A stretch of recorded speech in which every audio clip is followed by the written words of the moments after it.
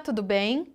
Eu sou a professora Tassiana, professora de língua portuguesa. O assunto da nossa aula de hoje é termos essenciais da oração. Pessoal, nessa aula nós vamos falar do sujeito e do predicado. O estudo do sujeito e do predicado ele está inserido na parte da gramática chamada sintaxe, que é a parte da gramática que estuda a palavra dentro da frase. Qual é a função, na verdade, do sujeito dentro da frase? Qual é a função do predicado? Vamos lá, então? Temos aqui o sujeito. Sujeito, pessoal, é de quem se declara algo numa frase. Geralmente é muito fácil a gente identificar o sujeito porque ele está praticando o verbo. Então, à primeira vista, eu tenho que identificar o meu verbo e depois procurar quem o pratica dentro desse contexto da oração, ok? Então, vamos lá. Vamos ver agora sujeitos que são determinados, ou seja, aqueles sujeitos que eu consigo achar com certeza quem é que está praticando esse verbo, de quem se declara algo, ok? Primeiro tipo de sujeito, o sujeito simples, é aquele que possui apenas um núcleo. Por exemplo, a menina gostava de viajar com seus pais. Pessoal, gostava é o meu verbo.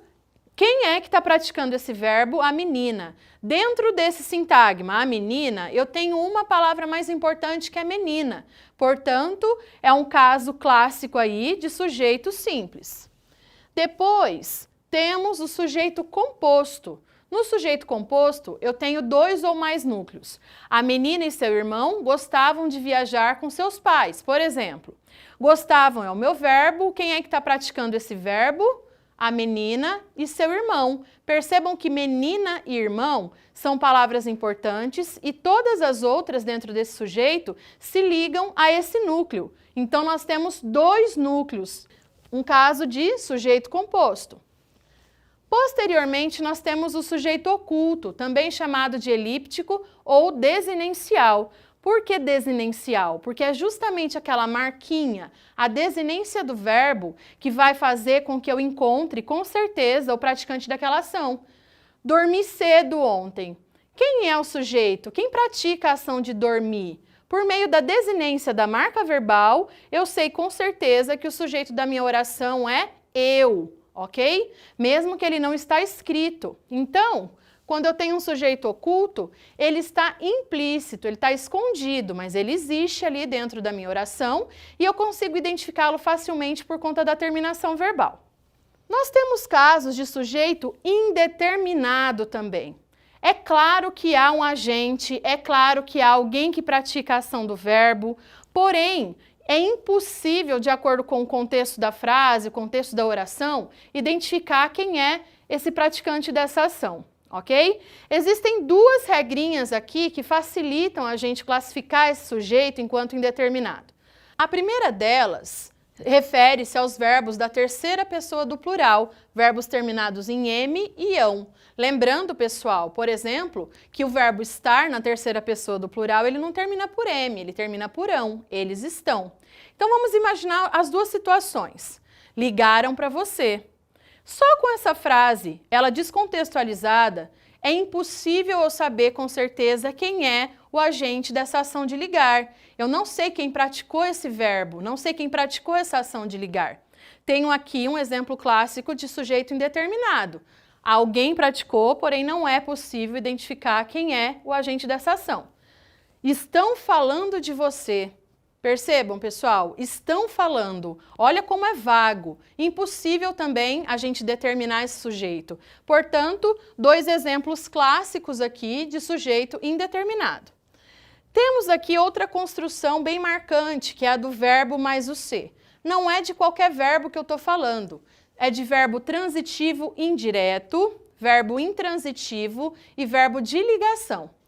Verbo transitivo indireto é aquele que precisa de um complemento e logo após o ser eu tenho uma preposição. Precisa-se de bons alunos, por exemplo. Nesse caso, pessoal, o verbo precisa, ele é completado ali por de bons alunos, ok?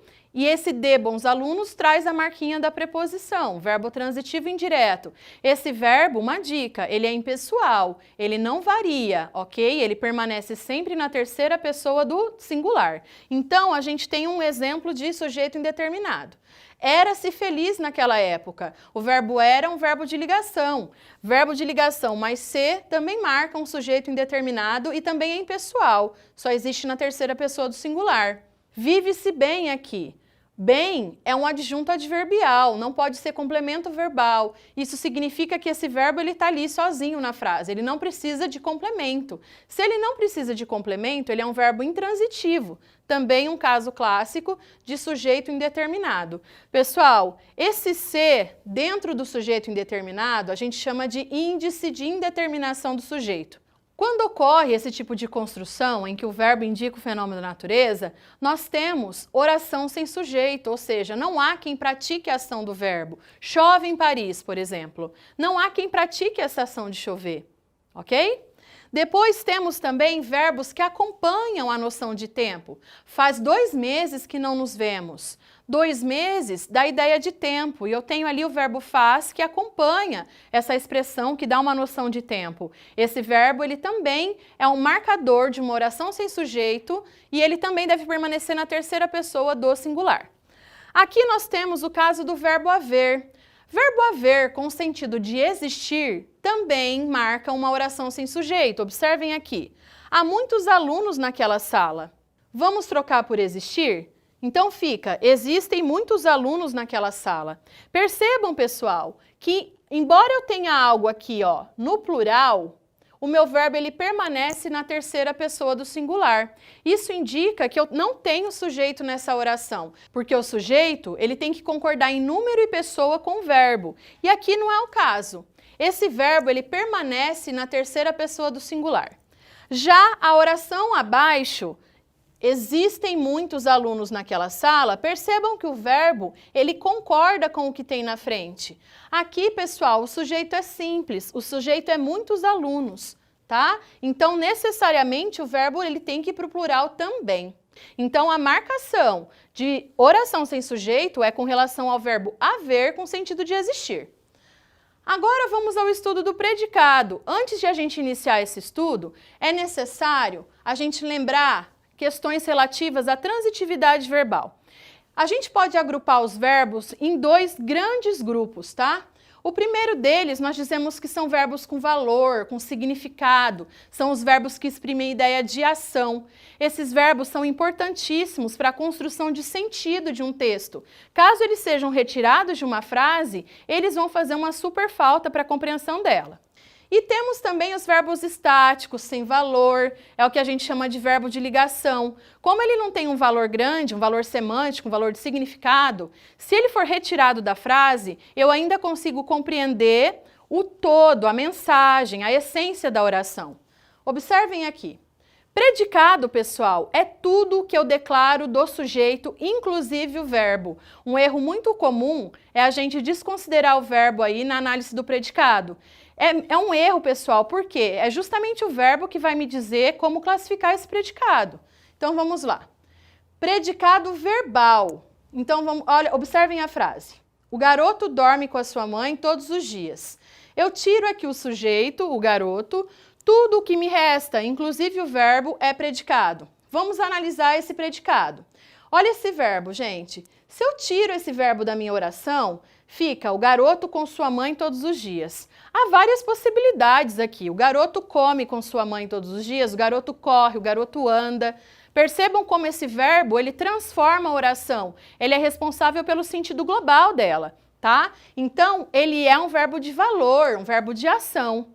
Nesse caso, eu tenho um exemplo claro aqui de predicado verbal, ok? Porque o verbo é o que há de mais importante dentro do meu predicado. Abaixo, a gente vai falar do predicado nominal. O próprio nome já diz, o que vai ser mais importante aqui é o nome. Lembrando que nome em gramática, substantivo, adjetivo, advérbio, ok? Se o nome é o mais importante, o verbo ele não vai ter tanta importância assim. Se ele não tem tanta importância assim, logo ele vai ser um verbo de ligação, ok? João tornou-se um grande professor. Vamos lá tirar o verbo tornou aqui, ok?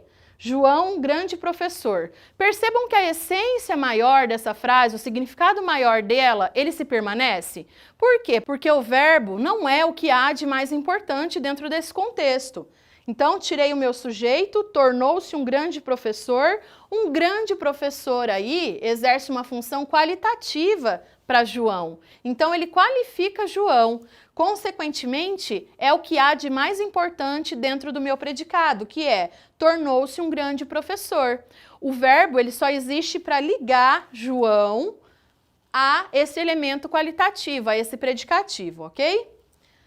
Temos, por fim, o predicado verbo nominal. O próprio nome também já nos diz o que vai ser mais importante dentro desse predicado.